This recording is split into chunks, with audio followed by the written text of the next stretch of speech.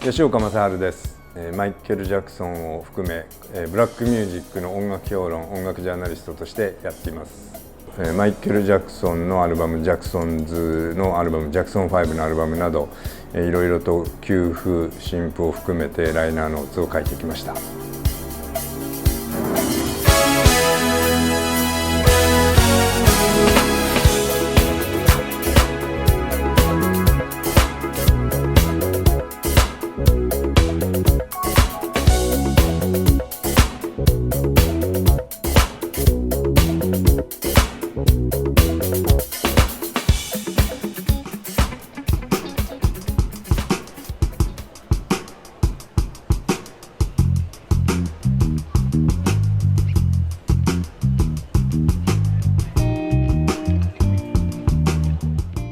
83年の8月に、ロサンゼルスに行って、でその時にもうすでに、オフ・ザ・ウォール、それからスリラーが出てたんで、マイケル・ジャクソンもしくはその周辺のジャクソンズの関係者にインタビューしたいというのをエピックレコードに、日本のエピックソニーにオファーしたんですね。そしたらばエピックの人がマイケルはインタビューできないけれどもジャクソンズだったらインタビューできるっていうふうに言われて、じゃあもうぜひお願いしますって言って、日にちと場所の書かれた、住所の書かれた紙をもらうんですね。で8月5日、これ金曜日なんですけども、金曜日の13時にこの住所に行ってくれと、なんとかかんとかヘイブンハーストで、その時点ではジャッキー・ジャクソン、ジャクソン5のジャクソンズの一番上のお兄さん、ジャッキーのインタビューが取れることになった。この日にここに行ってくれって言われて、そのジャッキーのインタビューを取りにその指定された住所に行ったんですね。でこう門を入るんですけど、入り口に何ていうんですかね、警備員みたいのがいて、その警備員だけじゃなくて門のすぐ向かって右側に大きなライオンが、虎がいたんですよ。で手首のところにぐわっと重しみたいのがつけられて、走れないように、動けないように。でまずその虎にびっくりして、でその警備員が車、適当にその辺止めろとかって言われて、で止めて、で中に入って、で中のリビングのとこで待ってる、誰か来るからって言われて中に案内されて、でそしたらもう間もなく、ジャッキーが現れて、でジャッキーとお話をすることになるんですね。でちょうどその83年の8月っていうのは次のアルバムになるビクトリー、まだその時点ではビクトリーっていうタイトルは決まってなかったと思うんですけど、そのアルバムを作ってる。でスリラーが大ヒット中で、そのスリラーが売れてる間は次のジャクソンズのアルバムは出せないみたいなことを言ってて、でスリラーが落ち着いたら83年とか、84年とかで、そのジャクソンズとしてのアルバムが出るんでしょうっていうような、そういうような時期だったんですね。でだからジャクソンズとしてはその前の、ライブアルバムからの、時期だったんで、そのジャクソンズとしてはあんまりネタがなかった時期なんですけども、その辺の話をしつつ、普通に話をしたんですね。でジャッキーが自分たちは野球が好きで草野球のチームを持ってる。でその日が金曜だったんで、明日近くの公園で野球の試合があるから見に来るかとかって言われて、それも見に行ったんですけども、翌日そんな話をしていたところ、そのリビングのところをツツツッとマイケルが通ったんですよ。で最初ちょっと何が起こってるかよく分からず、あれ今のマイケルっていうふうに思って、あれマイケルですかねってジャッキーに聞いたら、そうだよマイケルだよ、だってここは彼の家だからってジャッキーに言われて、ってなって。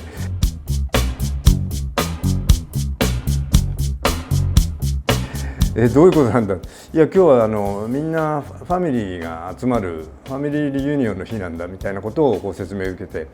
でそしたらその日はジャクソン家のみんなとか、いろんな人たちが確かに集まってたんですね。で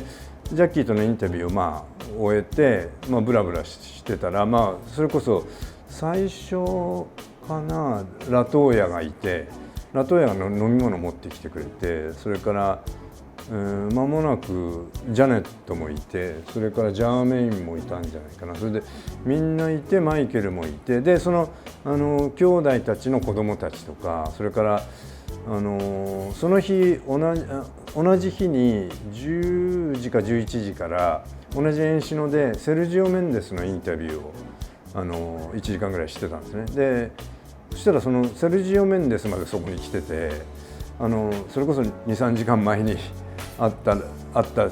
セルジオ・メンデスがいたんで、またびっくりしたりとかで、本当に和気あいあいとしたファミリーリユニオンの日だったんですね。多分1時に約束の場所で3時4時ぐらいまでいたんじゃないかな。追い出されるのかなとも思いつつ、そのレコード会社の人も来てないわけよ。で僕一人で行ってるから、その後普通だと多分帰るんだと思うんだけど、でも多分ね、その時ジャッキーが今日はこんな日だからゆっくりしていけばみたいな感じのことを、そういうニュアンスのことを言われたんだと思うね。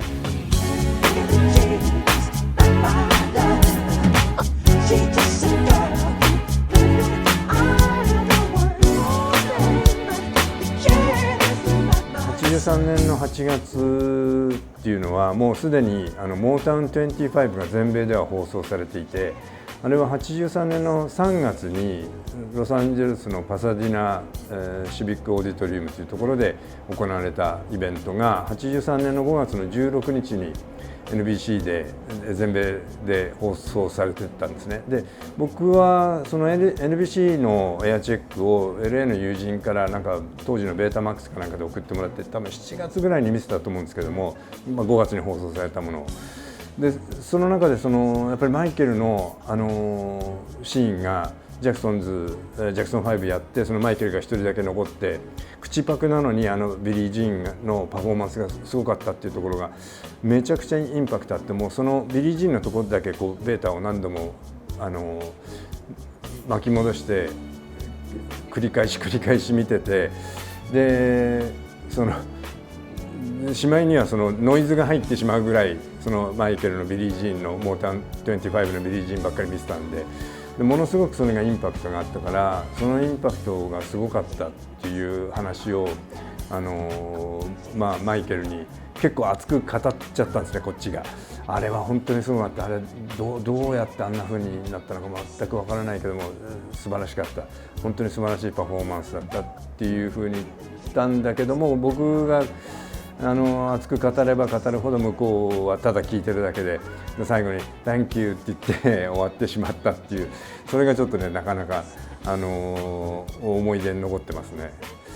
前の日にやっとできたんだよみたいな話じゃなかったか。だから何日もなんていう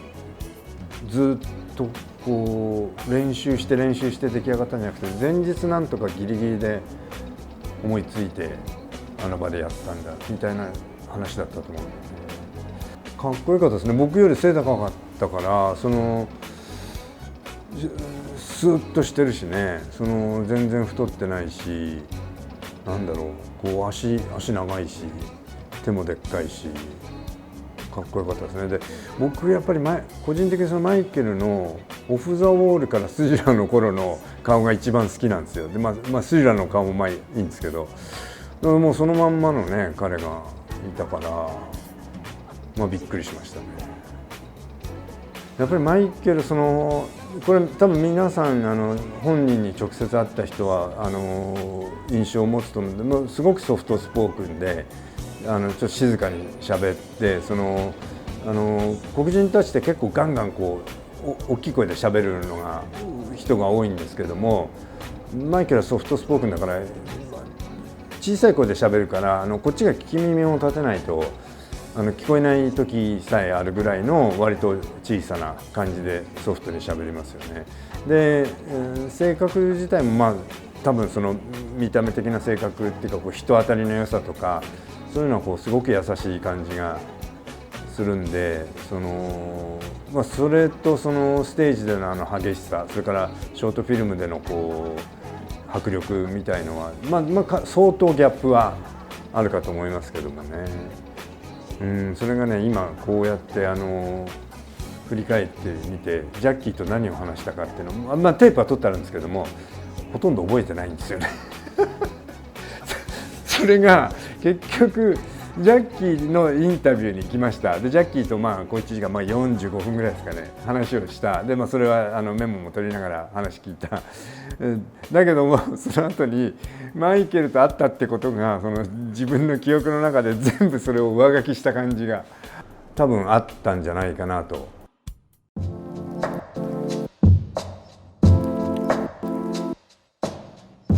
で8月5日でものすごい暑い日で、僕はT シャツに短パンではなかったんですけども普通の半袖の T シャツ着てって、でみんなももう T シャツ短パンでプールとかに入ったりして子どもたちはしてたんですが、ものすごい暑い日で、その建物の中は母屋の中はなんていうんですか、もちろん空調が効いてるから普通にいいんですけども、そしたらそのマイケルはそんな暑い日なのに長袖のサマーセーター、赤いサマーセーターを着てて、でもう明らかになんかこうちょっと他の短パン T シャツ組と全然違ってたんですね。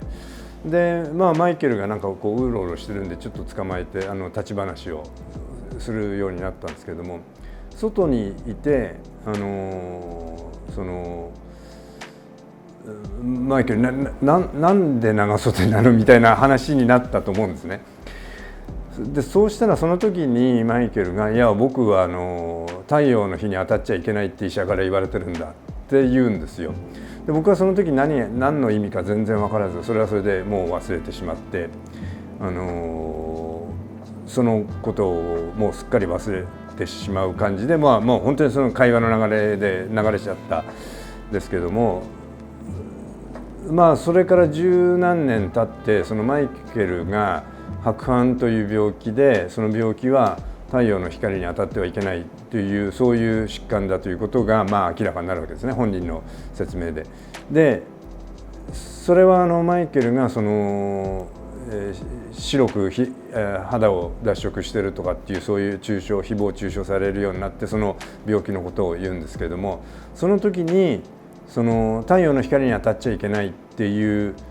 ことをその83年の8月5日に僕が聞いていたのは覚えていたんで、その十何年の間のことが瞬時にこうつながったんですね。でだからマイケルはその83年8月のその時期にもうすでに白斑の予兆っていうかもうだったのかもしれないし、だからこうその暑い真夏の日に他の人たちが短パン T シャツの日にもサマーセーターで長袖で皮膚がこう出ないようにしていたのかなっていうのを知ることになるんですね。だからそれはその時には何も分からなかったんですけども、その後十何年経ってそういうことがあったっていうのがすごくこう貴重な話を得られたなっていう感じがしますね。僕はそのマイケルに会えるとも思ってなかったし、それからマイケルにインタビューはできないっていうふうに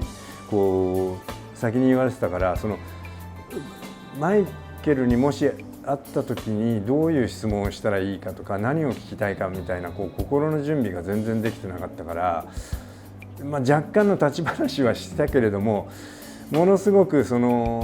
何年か後に、帰ってきた後かな日本にすごくこう後悔したというか残念というか、でも